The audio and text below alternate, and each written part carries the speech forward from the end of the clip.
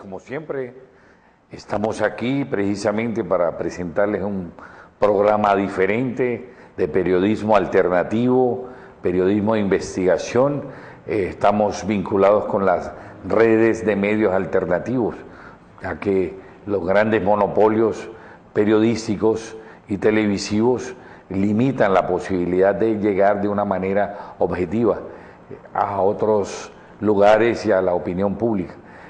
Por eso queremos también, primero, saludar a esa teleaudiencia numerosa que en Colombia, en Cali y en otros países atentamente nos escuchan. Tenemos nuevos amigos en Londres que nos están escuchando cada 8 días y viendo, desde luego, haciéndonos sugerencias, recomendaciones. Igualmente queremos saludar en Nueva York ese grupo de amigos encabezados por Abraham y Luisita, que sagradamente allá están en la capital del mundo, como dicen, dentro de la concepción capitalista, ¿no? Nos escuchan y nos ven y nos hacen aportes interesantes. Queremos agradecer a nuestro equipo de colaboradores, al gerente Rafael Ávila, a Pablo Federico, el editor, a Edinson y a Jaime, que se encargan de la parte técnica. Bueno, y hoy tenemos muchas celebraciones. Estamos celebrando el Día Mundial del Agua. Recordemos que las Naciones Unidas decretaron el 22 de marzo como el Día Universal del Agua, y Colombia es uno de los países privilegiados del mundo, realmente privilegiados. Las cuencas hidrográficas de ríos importantes, el Amazonas, el Magdalena, el Cauca, el Orinoco, el Patía, innumerables redes hidrográficas que desafortunadamente no están al servicio de la población en general, porque son consumidas por grandes plantaciones, como el caso de la caña de azúcar. Recordemos que para hacer un kilo de azúcar se necesitan 10 litros de agua, privando de esta manera a la población, y se convierte en un verdadero desierto verde, pero escaso de agua. Cali nomás, una ciudad privilegiada, con 7 ríos, convertidos hoy en caños, pobres caños que ya están entamborados, entubados. Recordemos que precisamente ese encanto fue lo que llevó a que el poeta Carranza dijera alguna vez que Cali era una ciudad que había nacido de una sonrisa de Dios sobre la tierra, y además que era la sucursal del cielo, porque tener 7 ríos es un privilegio. Recordemos el Meléndez, el Lili, Aguacatal, Pance, Cañaveral, el Cali, el Cauca. Eso no lo tiene sino Cali. París, con toda la belleza que tiene su río el Sena, que la atraviesa. Ya quisiéramos tener la abundancia de agua que tiene el Sena en París, o el Támesis allá en Londres. Pero ¿qué ocurre? Tenemos que hacer una cultura de conservación, de preservación de este valioso líquido.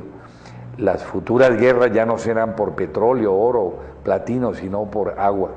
Y lo más triste es que se calcula que en el mundo aproximadamente 640 millones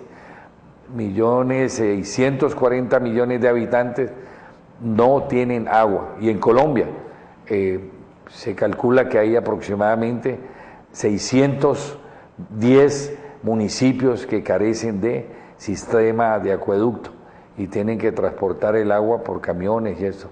El 21 de marzo también fue un día de muchas celebraciones.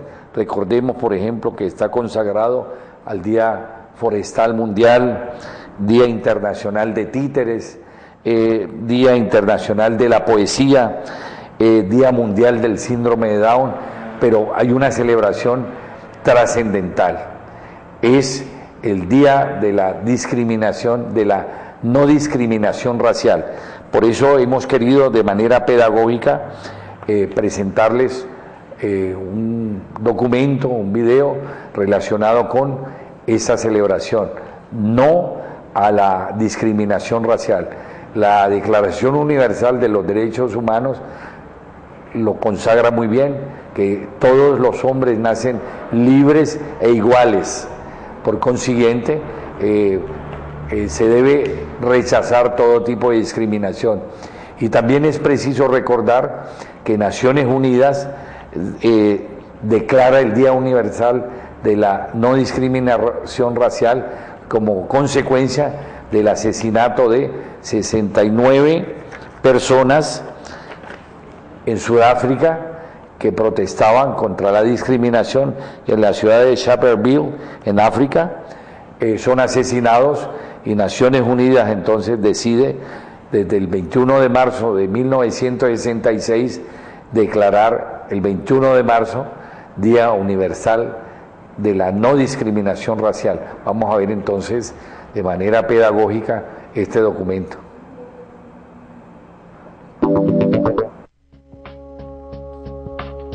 Hoy se recuerda el Día Internacional de la Eliminación de la Discriminación Racial. Instituido en 1966 por Naciones Unidas, recuerda la masacre de Sharpeville en Sudáfrica, donde murieron tiroteados por la policía 69 manifestantes cuando protestaban contra las injustas leyes del apartheid. Este sistema, implantado por colonizadores ingleses y holandeses, símbolo universal de discriminación política, económica, social y racial, segregó zonas en playas, autobuses, hospitales y escuelas. Los sudafricanos lucharon contra el apartheid apoyados por el Congreso Nacional Africano y legalizado tras la matanza. La lucha encarnada por el Nobel de la Paz Nelson Mandela en prisión durante 27 años se vio recompensada en 1994 con las primeras elecciones libres que ganó Mandela, finalizando así 300 años de dominio blanco. Anteriormente, el movimiento de los derechos civiles de Martin Luther King, del que aún resuenan sus palabras "Yo tengo un sueño", reclamó el derecho al voto y la no discriminación para la población negra de Estados Unidos. 45 años después, este día intenta evitar las discriminaciones que llevaron al Holocausto, las guerras yugoslavas o las matanzas en Ruanda y Sudán. También el peligro de que se extienda el racismo y la xenofobia. Bueno, ese era el homenaje a este día tan importante, ningún tipo de discriminación. Y ahí nos identificamos con la consigna del doctor Charrupi, ese insigne jurista santiaguino, dice chao racismo. Bueno, y en materia cultural les recordamos que el maestro Enrique Buenaventura, estudiando las tradiciones africanas, escribió una hermosa obra, No Totoatzana. Es una hermosa historia de una princesa que es raptada por los vientos. Y bueno, la historia ustedes la verán hoy en el Teatro Experimental de Cali, el TEC, donde todos debemos asistir para apoyar lo que es la obra que nos dejó el legado cultural del maestro Enrique Buenaventura. Pero también se realizó en Bogotá la cumbre agraria, campesina, étnica e indígena. Es un evento supremamente importante porque todos los movimientos sociales de campesinos, indígenas, afrodescendientes se reúnen para tratar de hacer una carta unificada de pretensiones como respuesta al incumplimiento del gobierno que se comprometió con una serie de acuerdos el año pasado. Sin embargo, no se han cumplido ni siquiera el 40% de lo pactado. Veamos entonces lo que ocurrió en la capital con esta cumbre agraria y su significado.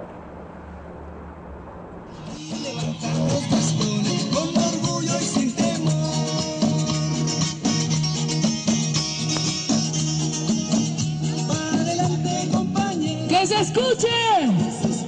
Adelante, compañeros, dispuestos a resistir, defender nuestros derechos, así nos toque morir, defender nuestros derechos, así nos toque morir. Guardia, guardia, fuerza, fuerza. Guardia, guardia, fuerza, fuerza, compañeros. Fuerza, fuerza, por mi raza, por mi tierra. ¡Arriba la cumbre! ¡Que viva la cumbre! La cumbre es el acumulado de todo este esfuerzo articulado que hemos hecho a partir de las movilizaciones agrarias en el país, pero más allá de lo agrario, estamos hoy convocando a toda la comunidad y a todo el objeto social de Colombia alrededor pues de lo que fue ese paro agrario nacional que hubo en el mes de agosto, y a raíz también de la poca o la mínima postura del gobierno para negociar pues lo que los campesinos en el pliego hemos postulado. Hemos venido a participar de la cumbre agraria porque pues se ha dicho que el agro nos corresponde a todos, como pueblos, como campesinos, que nuestros productos, lo que nosotros consumimos, hace parte de nuestro diario vivir y por lo tanto de nuestro bienestar. La cumbre agraria campesina es la restitución de los derechos que nosotros tenemos como comunidad negra. Nosotros hemos sido desplazados por las multinacionales que están explotando carbón a punta de plomo y de sangre. La mayor cantidad de población desplazada por la violencia paramilitar ha sido los afrodescendientes de las aguas de Ibirico Cesar.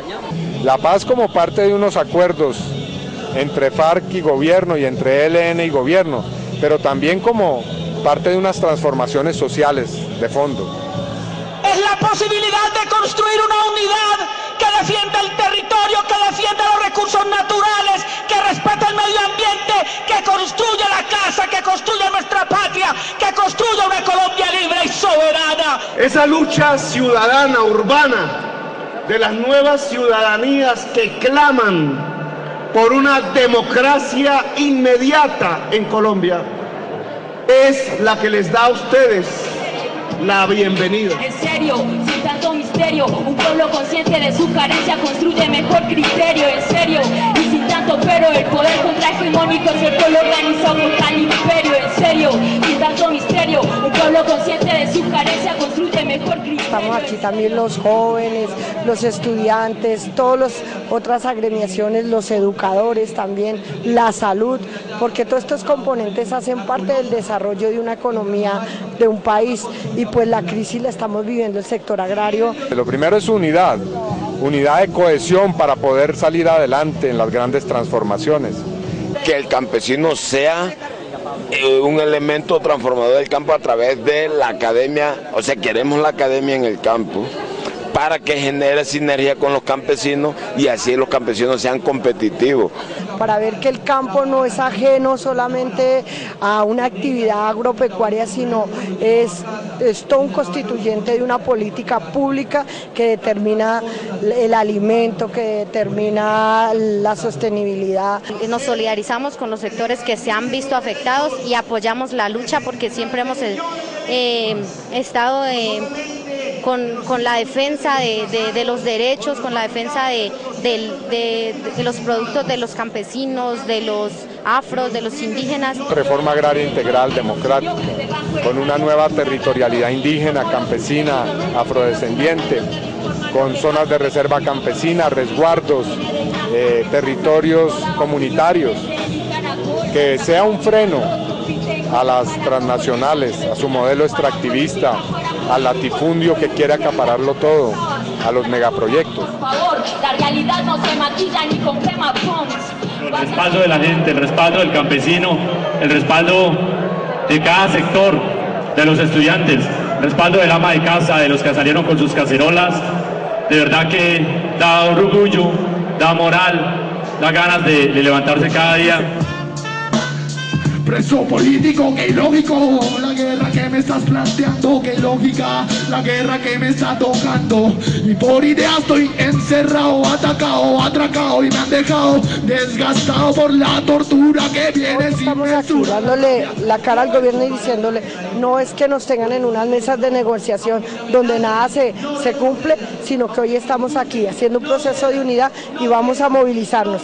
Y vamos a estar muchos y muchas el lunes a partir de las horas de la mañana, pero a partir de las 2 de la tarde, trayendo gente de todos lados de Colombia. Yo invito a toda Bogotá, a toda Colombia, a que nos unamos a la marcha, porque es la única manera de poder subsistir como pueblo, porque es que nosotros no estamos subsistiendo, nosotros estamos prácticamente medio viviendo, y esta es la única forma de parar las antenas y que nos vean como seres humanos. A los campesinos, saludo a los sectores urbanos, a los estudiantes que son la fuerza, que son ese motivo y ese espíritu de lucha que tienen. Invito también a muchos de los que están en sus casas que se movilicen el día lunes, porque todo es por una causa y unidos somos más.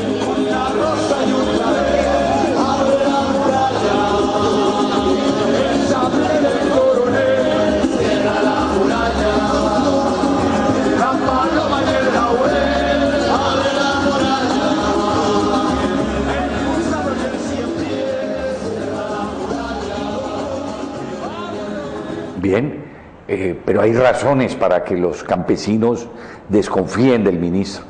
Esta mañana precisamente oíamos de una manera irresponsable, argumentando que era una cuestión política a portas de las elecciones presidenciales, ¿no? El tema del campesino, el tema del indígena, el tema del afro es un problema social en Colombia. Veamos por qué razones no se le cree al ministro.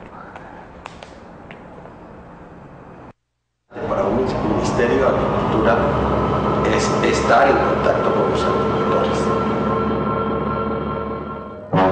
No soy amigo de los campesinos pobres, no soy amigo de los campesinos pobres, no soy amigo de los campesinos que solamente se autosostienen y no más.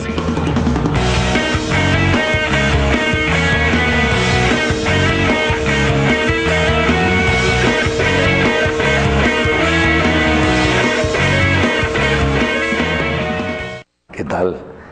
¿Qué campesino es rico? Si todos los campesinos han sido unos explotados, todos los campesinos han vivido ni siquiera del minifundio, de la miseria, de la explotación, del abuso que hacen los grandes monopolios, y más ahora que las multinacionales con sus megaproyectos despojan con el apoyo de los narcoparamilitares al campesino de la tierra para extender sus maquinarias y sus cultivos monopolísticos, ¿no? Entonces, si un ministro afirma que no es campesino, no es amigo de los campesinos, bueno, pero pongámosle un poco de humor a esto.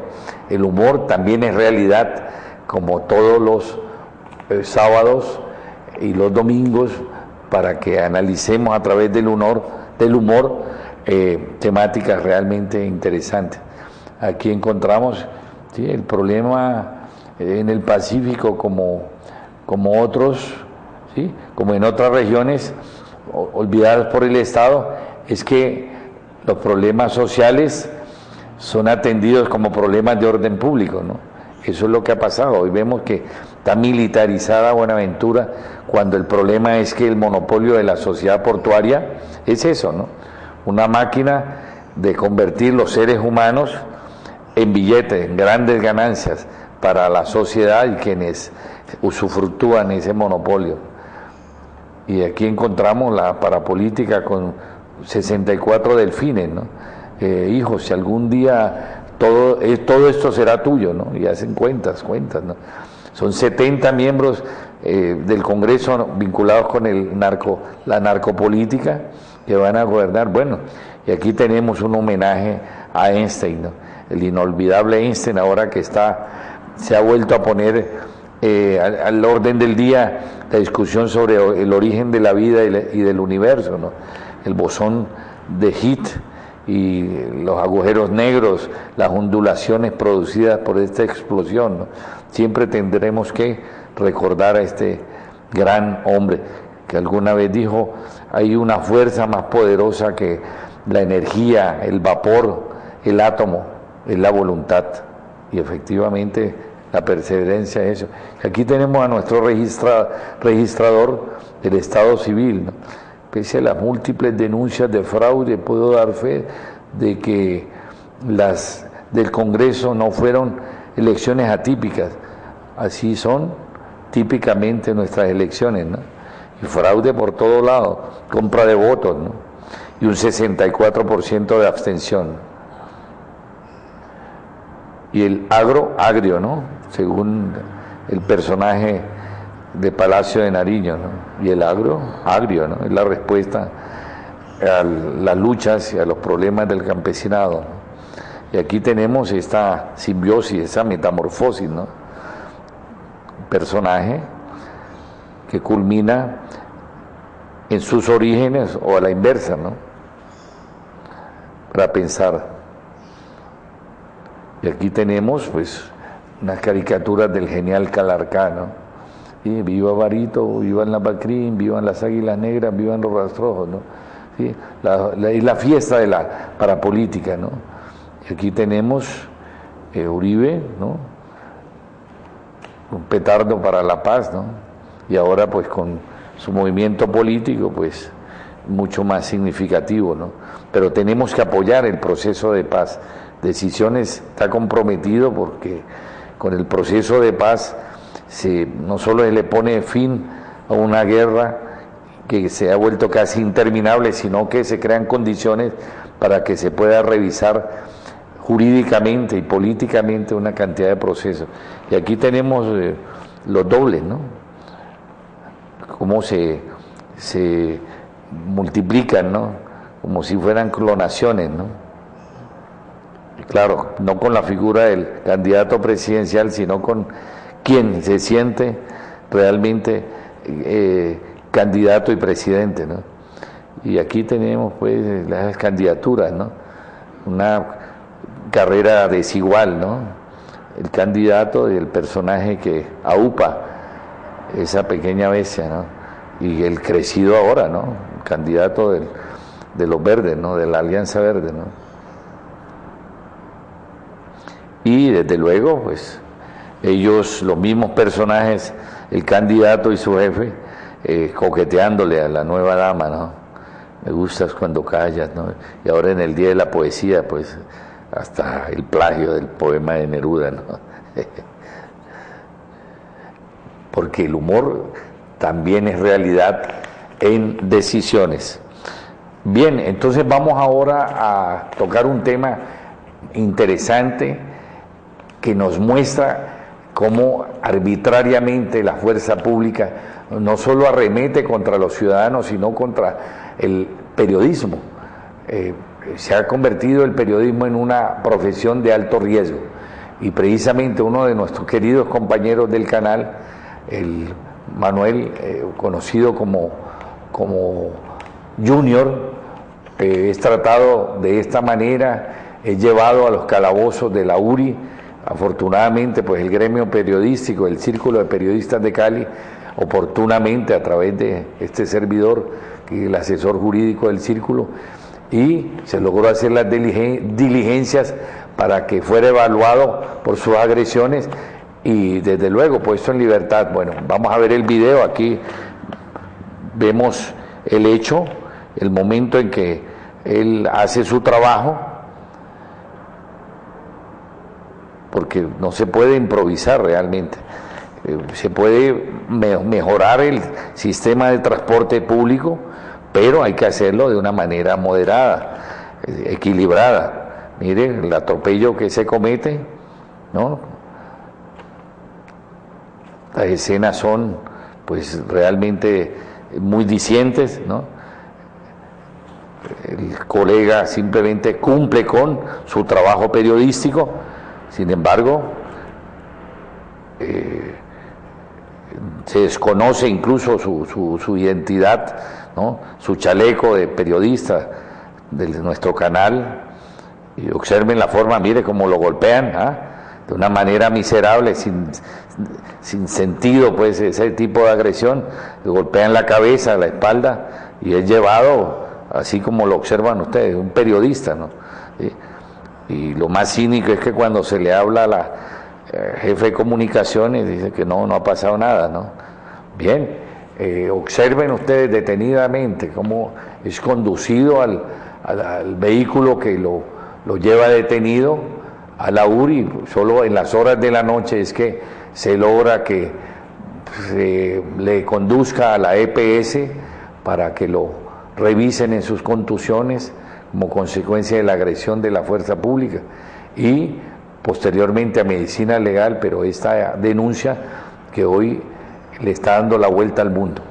Es una situación que desdice del actuar de la fuerza pública frente a un derecho fundamental que es la protesta social. Igualmente tenemos otro documento que es mucho más diciente, porque es gente humilde ganándose la vida y sin embargo son despojados por uniformados que prácticamente se convierten en ladrones de frutas. Observemos para que evaluemos este comportamiento.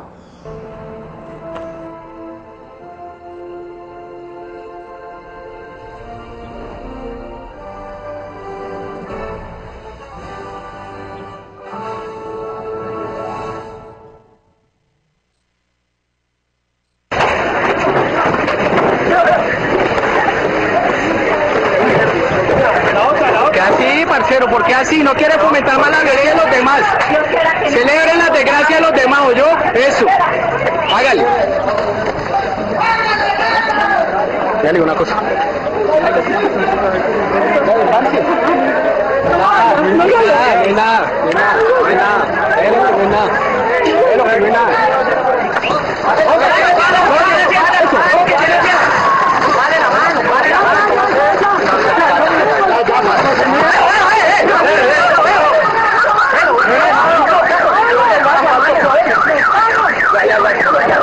Esa es la autoridad, hijo de puta, esa es la autoridad, malparido. Esa es la autoridad que usted tiene.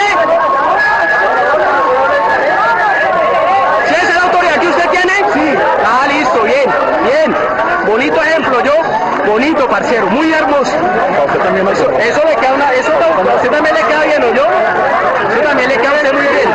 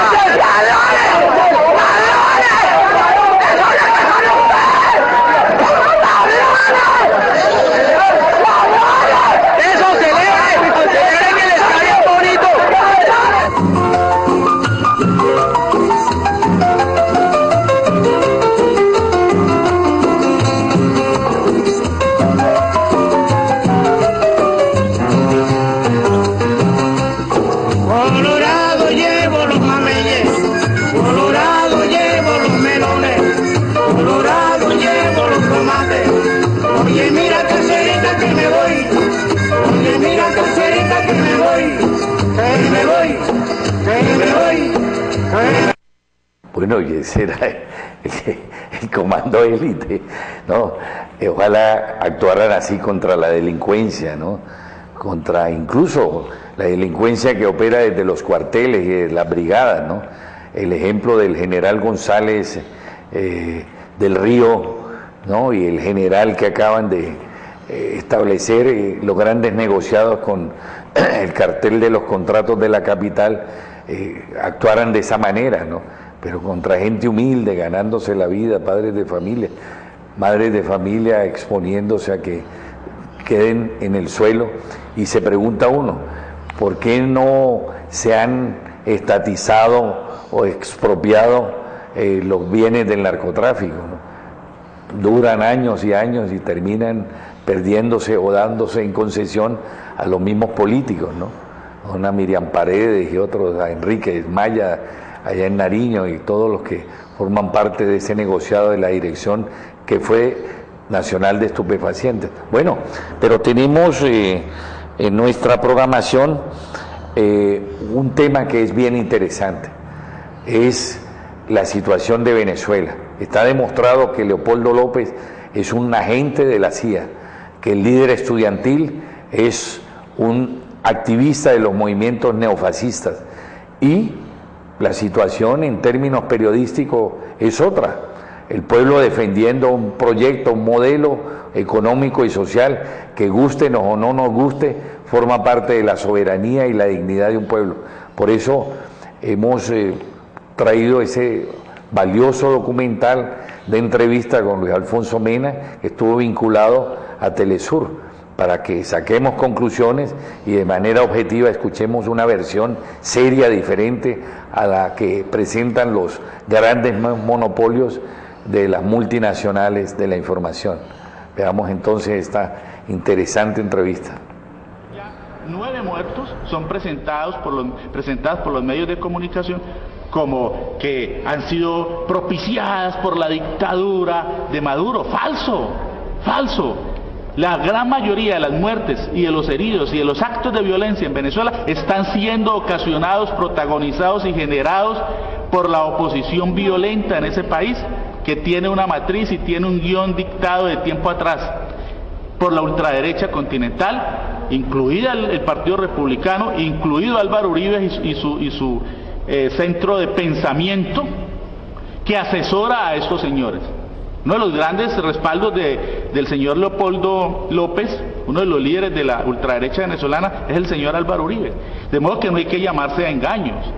Allá no hay una protesta del pueblo que está en las calles contra Maduro. Sí, hay un sector de la población que está muy manejado por la ultraderecha, que aprovecha situaciones que se presentan en una sociedad muy compleja como la venezolana, pero que acá son maximizados, exacerbados por los grandes medios de comunicación y mostrados como si el gobierno fuera un gobierno dictatorial que no soluciona los problemas de la gente y que está generando esta situación de violencia. De modo que esos focos se concentran en sectores muy concretos.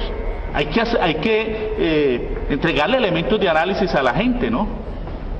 Ustedes han visto que la protesta no ha salido de Chacao. No ha salido de Chacao. Chacao es un sector de clase media alta. Y la gente que está allí generando esos actos de violencia está violando los derechos de su misma gente. Porque ellos no están en Catia, no están en Petare, no están en los sectores populares. Allí no van a tener eco. Porque la revolución, algo que no dicen los medios de la élite en el continente, tiene un enorme respaldo de los sectores populares. Para este sábado, por ejemplo, las mujeres venezolanas están convocando a una movilización masiva para respaldar el gobierno del presidente Maduro, para respaldar el proceso revolucionario, la revolución bolivariana, y para rechazar la ofensiva fascista que está desatando la ultraderecha en Venezuela. De modo que estos son elementos de juicio que creo que son muy importantes que se conozcan por parte de la población colombiana, porque en tercer lugar hay una ofensiva mediática contra el proceso. Y nosotros desde los sectores académicos, desde el periodismo alternativo, independiente, desde las organizaciones sociales, como las que están organizando, por ejemplo, las cumbres campesinas en todo el país, no podemos quedarnos callados. Si hay un monopolio de la desinformación por parte de los grandes medios masivos de comunicación, los medios alternativos y las organizaciones que sabemos lo que pasa allá, debemos salir al paso de esa desinformación y entregarles elementos de juicio a los colombianos para que se quiten la venda de los ojos. Y hay una ofensiva mediática aterradora. Lo que están haciendo en las redes sociales, aprovechando la importancia de las redes sociales en el mundo contemporáneo, es de una atrocidad inconmensurable. Cogiendo fotografías de la represión en Egipto, de la represión en Chile, de la guerra civil en Siria, de lo que ocurre en otros países del mundo, para presentarlo como si fueran violaciones de los derechos humanos que está cometiendo el gobierno bolivariano. Uno no puede ganar una lucha política a punta de mentiras, que es lo que está ocurriendo con la oposición venezolana, que además de miope es absolutamente violenta. En Venezuela hay un proceso de transformaciones muy importante con la nacionalización del petróleo, con la entrega de una alta cuota de la renta petrolera para el desarrollo de obras y de proyectos y de políticas públicas de carácter social. La universidad y la educación en general tienen un enorme apoyo del gobierno bolivariano. Hay una ofensiva del gobierno bolivariano también para enfrentar el desabastecimiento, que es otro elemento que en cuarto lugar hay que tener en cuenta. El desabastecimiento del que se habla es generado por la misma burguesía. La economía venezolana es muy dependiente porque no ha alcanzado los desarrollos en la industria que se requerirían. El gobierno del presidente Chávez inició toda una ofensiva para hacer eso, para contrarrestar los niveles de atraso en que se encontraba esa industria. Están en ese proceso, pero todavía muchísimos sectores de la economía venezolana están en manos de la oligarquía, y esa oligarquía parasitaria, financiera y comercial la que está desarrollando desde el año pasado el desabastecimiento, que es algo programado. No es inoperancia ni ineptitud del gobierno, es algo que hace parte de lo que allá se denomina la guerra económica, porque este golpe de Estado que está en marcha, violento, estuvo precedido por algo que se llama guerra económica. La guerra económica viene del año anterior, cuando después de las elecciones de abril, en las que fue elegido el presidente Maduro, se programó toda una ofensiva despaciosa de desestabilización, incrementando de manera exagerada, criminal, los precios.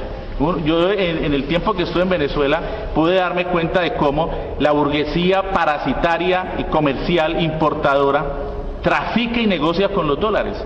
En esa época les entregaba los dólares a 6,3 bolívares y ellos esos dólares los usaban, una parte para el mercado negro, otra parte para entregarlo, para llevarlo a paraísos fiscales y lo otro supuestamente para importar, que era para lo que el gobierno entregaba esos dineros. ¿Y qué hacían después?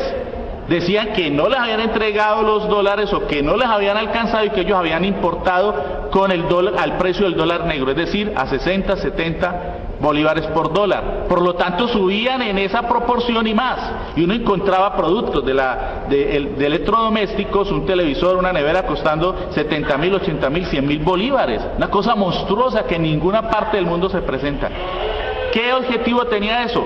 Lograr que el pueblo entrara en descontento y perdiera las elecciones municipales. El presidente Maduro desarrolló una ofensiva contra eso, con la ley habilitante, se puso al frente de desenmascarar esa guerra económica que le estaba librando la burguesía parasitaria y comercial al pueblo venezolano y obligó a la rebaja de los precios. Y en este año ya se implementó la ley de precios justos, que incluso es hasta alta, el 30% de la ganancia, imagínense ustedes. Pero es que allá la burguesía, en una actitud criminal, había incrementado los precios hasta en un 1000%, algo inaudito, que ni en el peor de los países capitalistas se da. Pues esa es la guerra económica en que está metida la burguesía venezolana, y eso hace parte del golpe que se denomina ahora golpe lento, las llamadas revoluciones entre comillas de colores, y ellos quieren convertir a Venezuela en otra Ucrania, en otra Siria, en otro Egipto, es decir, desarrollar el mismo guión que le interesa a Estados Unidos para defenestrar un gobierno popular. De modo que con los 4 o 5 elementos yo creo que es importante empezar a debatir en las universidades, en las organizaciones sociales, sobre lo que realmente está ocurriendo en Venezuela. Venezuela no es un asunto solo del pueblo venezolano. Venezuela es nuestra América. En Venezuela se está jugando el futuro de nuestro continente, ni más ni menos.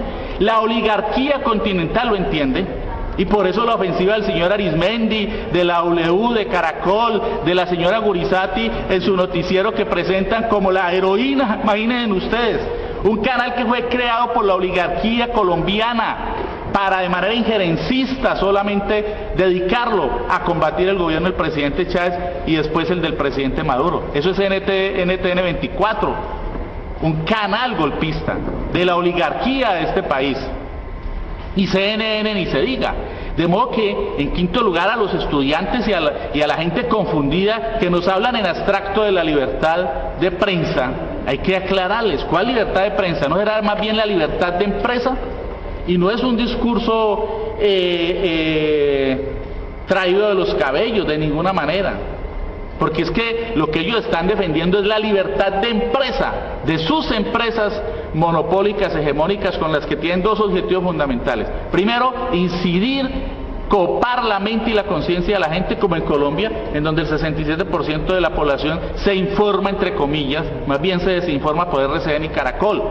Entonces ese es un gran resultado para las élites y el establecimiento, tener unos medios hegemónicos y monopólicos que le posibilitan mantener ciega a un alto porcentaje de la población. En segundo lugar, porque es que esos medios son negocios empresariales, comerciales, que dependiendo de su rating y de su llegada en sus mensajes, pues así mismo tiene unas ganancias multimillonarias. De modo que no hay que llamarse engaños en relación con la llamada censura a los medios de comunicación, que por el contrario son medios que han estado a la ofensiva y que están esperando como buitres que caiga el gobierno del presidente Maduro, porque saben que no solamente se afectarían los procesos de cambio en Venezuela, sino en todo el continente. Eso es lo que está en juego en Venezuela, y por eso yo llamo a que generemos estos espacios de debate, a que haya más participación. Realmente tenemos muchos problemas en nuestro país, pero también tenemos que, en el momento en que se presentan estas encrucijadas, salir al paso de los medios de la oligarquía y decirle a la población qué es lo que está pasando, entregarle estos elementos de juicio para que ella debata y se quite la venda de los ojos.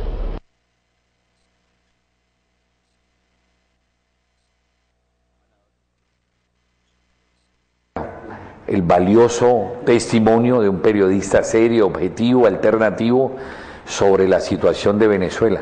Bien, pero hay un tema que definitivamente forma parte de esa estrategia de liquidar, atacar, perseguir todas las posibilidades de gobierno progresista o alternativo o de izquierda. Es el caso de las medidas cautelares a favor del alcalde Petro, que son desconocidas por el presidente. Hoy precisamente en el diario Occidente, en su columna, el doctor Alberto Ramos Garvirás, de una manera pedagógica, explica el significado de firmar o formar parte de estas cartas. El caso del Tratado de San José, que obliga a Colombia a respetar las decisiones, medidas cautelares, sentencias de la Comisión Interamericana de Derechos Humanos y de la Corte, pero de una manera abrupta, dictatorial, de ultraderecha, como en un Twitter que se envió, que demuestra que el narcoparamilitarismo y Uribe siguen gobernando en cuerpo ajeno, en el caso del presidente, ¿no?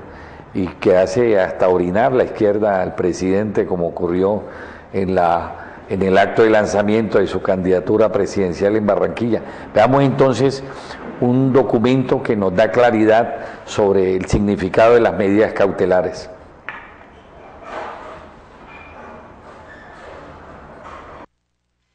TN 24 con los protagonistas de la noticia. A esta hora hacemos contacto directo en Washington con nuestro corresponsal Julio Marenco, quien se encuentra en la sede de la Organización de Estados Americanos con el secretario ejecutivo de la Comisión Interamericana de Derechos Humanos, quien explica las medidas adoptadas frente al caso del alcalde de Bogotá, Gustavo Petro. Julio, una buena tarde, adelante. Hola, buenas tardes, saludos desde la sede de la Organización de los Estados Americanos. Al filo de la madrugada de hoy, la Comisión Interamericana de Derechos Humanos anunció que otorgaba medidas cautelares al alcalde de Bogotá, Gustavo Petro. Entre esas medidas le pedía al gobierno colombiano que suspendiera la orden de destitución del jefe municipal, y para conversar sobre el contenido de esa resolución nos acompaña el secretario ejecutivo de la CIDH, Emilio Álvarez. Secretario, gracias por estar con nosotros. ¿Cuál es el fondo de esta resolución? Y la pregunta que se están haciendo todos los colombianos es si el gobierno del presidente Juan Manuel Santos tiene que cumplir obligatoriamente estas medidas. Se notificó el día de ayer al gobierno colombiano esencialmente dos decisiones. La primera es que la Comisión Interamericana de Derechos Humanos ha decidido otorgar unas medidas cautelares para la suspensión de las decisiones tomadas el día 9 de diciembre y el día 13 de enero por parte de la Procuraduría General de la Nación. Eso quiere decir en relación a la segunda decisión, que la Comisión no toma una posición de fondo sobre el tema, sino abre un caso para poder estudiar. De manera que la Comisión, con esta medida cautelar, no se pronuncia si hay o no una violación, no se pronuncia si hay o no un criterio de falta de convencionalidad, me refiero a la Convención Americana de Derechos Humanos, sino que va a investigar el tema. ¿Y por qué da una cautelar? Para que no se tome una decisión que haga irrelevante la intervención e investigación. La propia Corte Constitucional colombiana, la propia jurisprudencia colombiana ha establecido que las medidas cautelares son de obligatorio cumplimiento. La Comisión Interamericana de Derechos Humanos actúa en esa norma. Colombia ha dado muestras de enorme cumplimiento de las medidas cautelares, inclusive tiene una institucionalidad, ha creado una unidad de protección, tiene presupuesto público, políticas públicas que son paradigmáticas en el continente, y estamos bajo el escenario que creemos que este caso corresponde no solo a los criterios de la Corte, sino también de los estándares interamericanos para la obligatoria atención de esta medida cautelar. Posteriormente vendrá la resolución de fondo y entonces ya se podrán dilucidar los temas que pueden estar en controversia. ¿Cuáles son los criterios que ustedes han tomado en cuenta a la hora de otorgar esta medida? Esencialmente, para tomar una medida cautelar, la Comisión tiene tres criterios: el criterio de gravedad, de urgencia y de irreparabilidad. Una vez que el Consejo de Estado determinó que no son más vigentes las tutelas, y una vez que la Comisión fue informada por escrito y en persona por el Procurador que los plazos seguían corriendo, la Comisión consideró que se podría dar un escenario donde se actualizaran estos tres criterios. Es importante subrayar que adicionalmente una medida cautelar no supone el agotamiento de los recursos internos. Es decir, puede haber otras instancias jurídicas donde el alcalde puede acudir en beneficio de sus derechos o lo que él considere son sus derechos y no está a discusión como cualquier otra persona, pero al tomarse una cautelar y solicitarle al Estado colombiano suspenda los efectos de esas decisiones, genera entonces un proceso. Se ha notificado la apertura de una petición, se le ha notificado al Estado colombiano que tiene 90 días para responder sobre los temas de fondo. Temática de las medidas cautelares de obligatorio cumplimiento para el Estado colombiano y la decisión del presidente demuestran que estamos ante un gobierno autoritario, un gobierno de extrema derecha, que no se diferencia en nada de ese gobierno arbitrario de Uribe Vélez, que viola soberanía de países vecinos, que viola derechos humanos. Son 30.000 desaparecidos en los 8 años de gobierno que todavía las cortes internacionales tendrán que averiguar. Y bueno, y como Decisiones es un magazine de periodismo alternativo y de investigación, vamos a presentar un documento sobre cómo ahora se preparan, como lo decía Luis Alfonso Mena, los golpes suaves de Estado contra gobiernos populares. Veamos entonces de qué manera operan, observemos.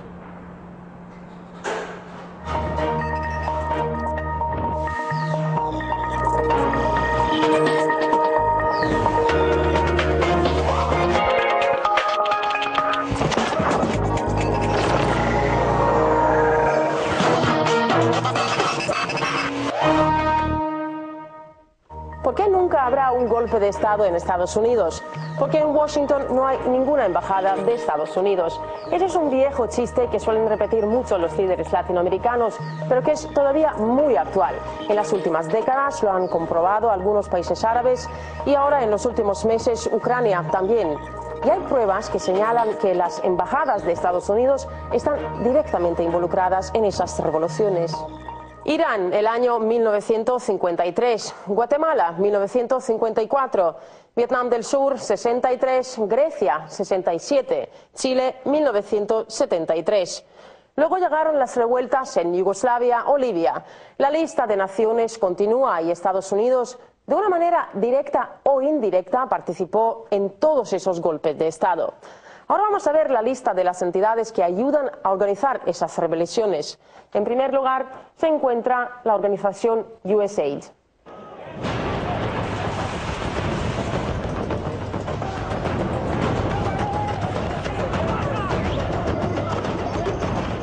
Con la participación activa de la misión de la USAID se llevó a cabo la preparación del golpe de Estado en Honduras en junio del 2009.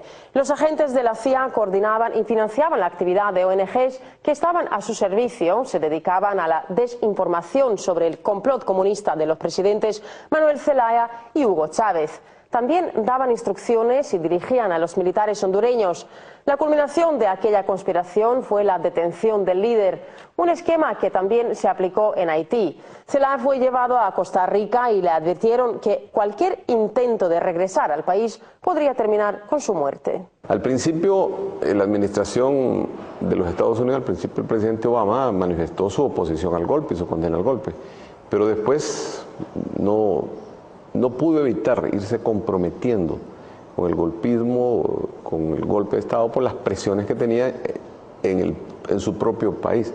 Y al final, lo que al principio dudamos, que Estados Unidos estuviera metido en el golpe de Estado, después se terminó comprobando que ellos eran los que estaban promoviendo directamente todo ese proceso de detener los cambios sociales para Honduras. Desde Washington aplaudieron el hecho de haber detenido la deriva hacia regímenes populistas en Honduras. En los medios de comunicación se ocultaba la información acerca de las represalias que llevaban a cabo los radicales del presidente interino Roberto Micheletti contra los seguidores de Zelaya, entre los cuales se encontraban activistas sindicales, miembros de los partidos de izquierda, progresistas y periodistas. Prácticamente todos los empleados de la USAID que habían participado en esas operaciones fueron recompensados y recibieron un ascenso. No hace falta mucho esfuerzo para obtener las pruebas que relacionan a la Agencia para el Desarrollo con la Organización de las Revoluciones de Color y los golpes de Estado en los países del hemisferio occidental. Principalmente se trata de Cuba y de los llamados regímenes populistas de Venezuela, Ecuador, Bolivia y Nicaragua. Si son capaces las fuerzas más reaccionarias de los Estados Unidos de organizar y ejecutar golpes en la cara del presidente, ahora ya no digamos, cuando el tiempo va pasando, va transcurriendo, estas fuerzas pues van logrando finalmente imponerse independientemente de las propuestas y los compromisos hechos por el presidente Obama ante América Latina y el Caribe. Bueno, entonces de esta manera les prometemos que en el próximo programa presentaremos el resto de este documento, que es la estrategia nueva de los Estados Unidos, un país que se cree todavía dueño del mundo, con 857 bases militares en todo el mundo. Aquí en Colombia, casi 10.000 asesores y militares norteamericanos que prácticamente hacen del territorio una estrella más de su bandera. Por esa razón los invitamos el próximo programa a ver este interesante documento. Es una investigación seria, objetiva, que nos demuestra cómo todavía las pretensiones neocoloniales están intactas, y el problema es que las burguesías nacionales y los partidos tradicionales le abren la soberanía, le entregan la soberanía a esta superpotencia.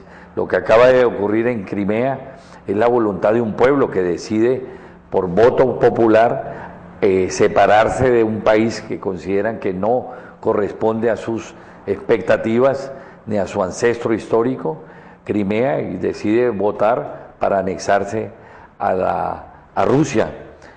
Ya lo había hecho los argentinos, habitantes de las Malvinas, para decidir seguir siendo parte del territorio de Inglaterra. Pues bien, queremos decirles que tengan un feliz fin de semana, esa teleaudiencia fiel, amable, que nos escucha y nos ve.